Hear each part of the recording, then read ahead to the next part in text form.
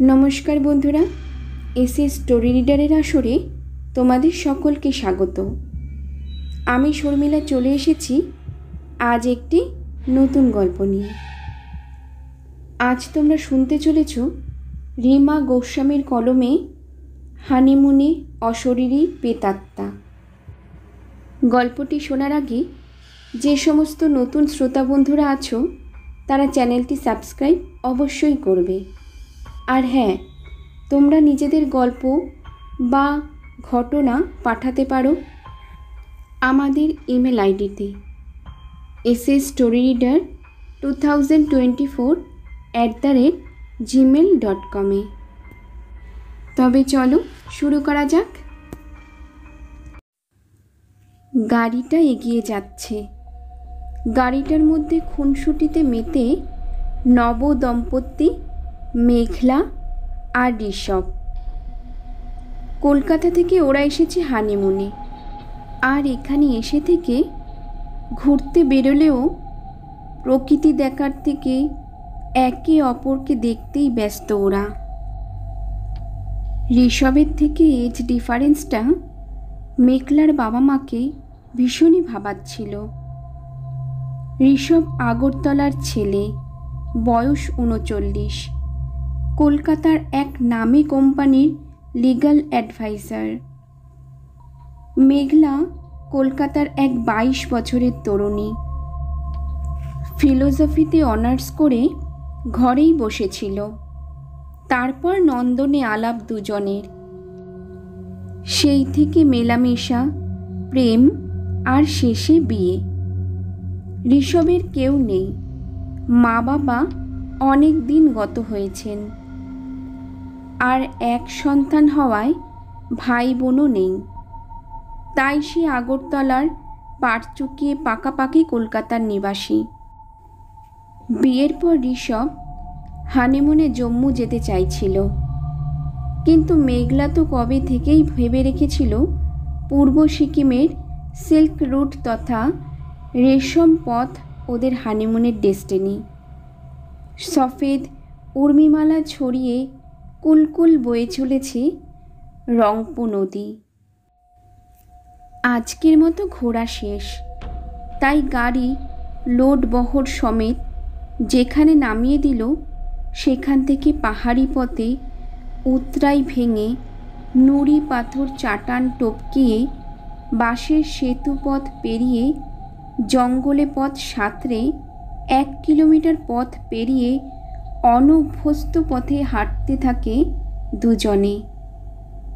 ঋষি নদীর নিবিড় গলে অস্ফুষ্ট পারাপার। নদীর পাড় বরাবর উচ্ছ্বসিত উল্লাসে পথ চলা। দূরে ঋষি নদীর লাগাম ছুঁয়ে ইকো কটেজ। এই কটেজই ওদের মধুচন্দ্রিমা যাপনের স্বর্গ। মেঘলা বলে, এই দেখো ঋষির ইকো ট্যুরিজম অ্যান্ড হোমস্টে। এর অবস্থানটি কিন্তু চমৎকার, তাই না? পিছু টানহীন মায়াবী উঠোন, পায়ের পাতায় নদী জল, নিঃসর্গ ঘেঁষে সবুজ প্রলেপ, পাহাড়ি উদাসীনতা। আশ্চর্য, নদী বক্ষে ছায়া আর বহুমাত্রিক সবুজ ও রঙিন ফুলের ধর্না। সেখানে ফুটে আছে গুল্মলতা, ফুল, অর্কিড। নদীর এক পারে পশ্চিমবাংলো, ওপারে সিকিম, মাঝে একটা পলকা কাঠের সাঁকো। আর বাগান, পাখি, নদী, নুড়ি পাথর। জানুয়ারি শীত নিয়ে কটেজ ধাঁচের কাঠের হোমস্টে। হঠাৎ করে ঋষভ বলে ওঠে, সে তো ঠিক আছে ম্যাডাম, কিন্তু হিমেল আবহাওয়ার বিকেলে শীতের হু হু টক্করে এখন একান্ত জরুরি মনে হয় ধোয়া ওঠা কফি আর চিকেন পকোড়া। তুমি না একটা আস্ত পেটুক, বলে ওঠে মেঘলা। প্রকৃতিপ্রেমী মেয়েটা ভেবেছিল স্বামীটিও হবে তার মতোই স্বপ্নের রাজ্যে বিচরণকারী। কিন্তু ঋষভ এসে থেকে শুধু খাওয়া দাওয়া আর মেঘলার সাথে গল্প করা নিয়ে ব্যস্ত। রাত পেরিয়ে গেল একে অপরের আলিঙ্গনে। পরের দিন গন্তব্য পূর্ব সিকিমের প্রাচীন সিল্ক রুট বা রেশম পথ। একসময় জেলেপরা পাশ দিয়ে এদেশের সঙ্গে তিব্বত ও মধ্য এশিয়ার বাণিজ্য চলত। এই দুর্গম অথচ শীত ও শব্দহীন প্রান্তর জুড়ে, যে পথে প্রাণ খোলা আবেগে এই শীত মরশুমে যেতে যেতে ঝেঁপে আসে পাহাড়ি নির্জনতা, সেই দূরবর্তী অতীতে বাণিজ্যে বিনিময় প্রথার পণ্য ছিল সিল্ক। এছাড়াও সুগন্ধি, মশলাপাতি, এমনকি মুদ্রাও, মণি মাণিক্যও। আবার সেই বনপথ, নদী সাঁকো ও পাথর পথে সাবধানী পদক্ষেপে পেরিয়ে চড়াই ডিঙিয়ে পিচ রাস্তা। পিটার গাড়ি ধুয়ে মুছে ওদের অপেক্ষা করছিল। পিটার তখন ঋষভকে বলল, বেশি দেরি হয়ে গেলে রেশম পথ যাওয়ার পারমিট পেতে অসুবিধা হয়ে যাবে স্যার। দুধারে ঘন সবুজ জঙ্গলে ঢাকা পথশোভা, ছবির মতো সুন্দর ঘরবাড়ি নিয়ে শব্দহীন থমকে থাকা পাহাড়ি গ্রাম। বেশ চলছিল সব কিছু। হঠাৎ ছন্দপতন। সন্ধ্যার দিকে গাড়িটা গেল বিগড়ে। অনেক সাধ্য সাধনা করেও যখন গাড়ি স্টার্ট হলো না, তখন শেষমেশ রনে ভঙ্গ দিতেই হলো। পিটার গ্রামের বাসিন্দাদের একজনকে অনুরোধ করে তার সাইকেলটা দিতে, যাতে সে শহর থেকে মেকানিক নিয়ে আসতে পারে সকালের মধ্যে। ওই ভদ্রলোক লুসঙ্গের সাইকেল নিয়ে পিটার রওনা দেয়, আর ঋষভ মেঘলা ওদের লুসঙ্গ আশ্রয় দেয় রাতটুকু। প্রথমে ঋষভ রাজি হচ্ছিল না এখানে থাকতে। ও যেন যত তাড়াতাড়ি সম্ভব এই জায়গাটা ছাড়তে চাইছিল। তবে উপায় না থাকায় এক প্রকার বাধ্য হয়ে সে রাজি হলো রাতটুকু থাকতে। জায়গাটা বেশ উপভোগ করছিল মেঘলা, কিন্তু ঋষভের মধ্যে একটা চাপা অস্বস্তি লক্ষ্য করছিল মেঘলা। লুসঙ্গের বউ দৌসি ওদের থুপকা, মোমো আর চিকেন স্যুপ দিল গরম গরম। গরম গরম খাবার দেখে মেঘলার খিদেটা চাগার দিয়ে উঠল। এতক্ষণ ওরা এসব ভুলেছিল টেনশনে।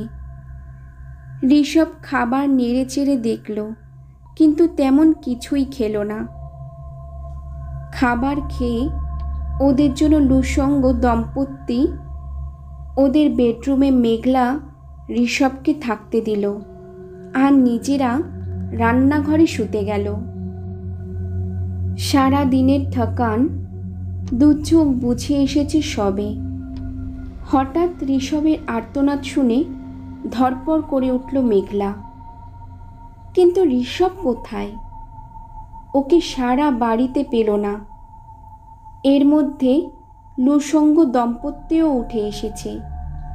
আবার চিৎকারের শব্দ। শব্দটা বাড়ির পিছনে খালের ধার থেকে আসছে। ওরা ছুটল শব্দটা লক্ষ্য করে। গিয়ে হতবাক হয়ে উঠল মেঘলা। ঋষভের সামনে দাঁড়িয়ে একটা মেয়ে, যার চোখের মণি দুটো সম্পূর্ণ সাদা, সারা শরীর রক্তহীন ফ্যাকাশে। ঋষভের সামনে মেয়েটা দাঁড়িয়ে এক কথা বলে যাচ্ছে, তোমারই অপেক্ষায় আমি ঋষভ। আমি এত বছর ধরে এই খাদের ধারে তোমারই অপেক্ষায়। ঋষভ ভয়ে ঠকঠক করে কাঁপছে আর বলছে, আমি না, তুমি ক্ষমা করে দাও আমায়, তুমি আমাকে ক্ষমা করে দাও। আমি তোমাকে মারতে চাইনি। বিশ্বাস করো। লুসঙ্গ দম্পতিকে মেঘলা জিজ্ঞেস করল, কে এই মেয়েটা, কি হচ্ছে এখানে? ওরা কিছুই বলতে পারল না। ভয়ে ওরা রীতিমতো জড়সড় হয়ে গেছে। লুসঙ্গ শুধু এইটুকু বলল, তাহলে এর আওয়াজই আমরা দীর্ঘদিন ধরে পাই, প্রতি রাতে। মেঘলা এবার মেয়েটার সামনে দাঁড়িয়ে গেল, বলল, দেখো, তুমি যেই হও না কেন, ঋষভকে ছেড়ে দাও। তোমার কোথাও ভুল হচ্ছে, ও এখানকার ছেলে নয়, ওকে তুমি কি করে চিনবে? মেয়েটা হেসে উঠল, যা চারদিক কাঁপিয়ে উঠল। মেঘলা বুঝল, নিঃসন্দেহে এ কোনো অশরীরী প্রেতাত্মা। আমিনা বলে মেয়েটা বলে উঠল, ঋষভ আগরতলার ছেলে, ওর বাবা মা নেই, ও এক লিগ্যাল অ্যাডভাইজার, তাই তো? মেঘলা, তুমি এটুকু জানো, তবে আমি এর থেকেও অনেক বেশি জানি ওর সম্বন্ধে। ও একটা খুনি। ও আমাকে বিয়ে করেছিল নিজের প্রেমের জালে জড়িয়ে। তারপর হানিমুনে এখানে এনে ও আমাকে আজ থেকে 11 বছর আগে এই খাদে ঠেলে ফেলে দেয়, আর আমার বুড়ো আব্বাকে গিয়ে বলে অ্যাক্সিডেন্টে আমার মৃত্যু হয়েছে। আব্বা এই বুড়ো বয়সে একমাত্র সন্তানের মৃত্যু মেনে নিতে পারেনি। আব্বার ইন্তেকালের পর এই শয়তানটা ওসিয়ত অনুসারে আমার সব সম্পত্তি পেয়ে যায়, আর তারপর কলকাতায় চলে যায়। ঋষভ এসবের মধ্যে পালাতে চেষ্টা করে, আমিনা নিমিষে ওকে ধরে নেয়। ঋষভ, আমার শহর তোমার জন্য। আমি কতদিন অপেক্ষায় আছি, চলো আমার দুনিয়ায়। এই পর্যন্ত বলে নিমিষে ঋষভকে নিয়ে ঝাঁপিয়ে পড়ে আমিনা। মেঘলার চোখের সামনে ঋষভ শেষ হয়ে যায়, শাস্তি পেয়ে যায় তার কৃতকর্মের। সকালে পিটার গাড়ি নিয়ে ফিরে এলে মেঘলা একাই ফিরে যায়। কলকাতা পৌঁছে মা বাবাকে সে বলে অ্যাক্সিডেন্টে ঋষভ মারা গেছে। পুরনো দিনের কাসন্দি ঘেটে আর লাভই বা কী হতো। বন্ধুরা, গল্পটি তোমাদের কেমন লাগলো তা একটি কমেন্টের মাধ্যমে আমাকে অবশ্যই জানিও। আর ভিডিওটি ভালো লেগে থাকলে ভিডিওটিতে একটি লাইক, শেয়ার আর সাবস্ক্রাইব করে আমার সঙ্গে থেকো। আর বন্ধুরা, তোমরা যারা ভিডিওটি দেখছো তারা কিন্তু ভিডিওটি দেখার পর লাইক করছো না। তোমাদের যদি ভালো লেগে থাকে তাহলে অবশ্যই একটি লাইক করো, তাহলে আমারও ভালো লাগবে। ধন্যবাদ।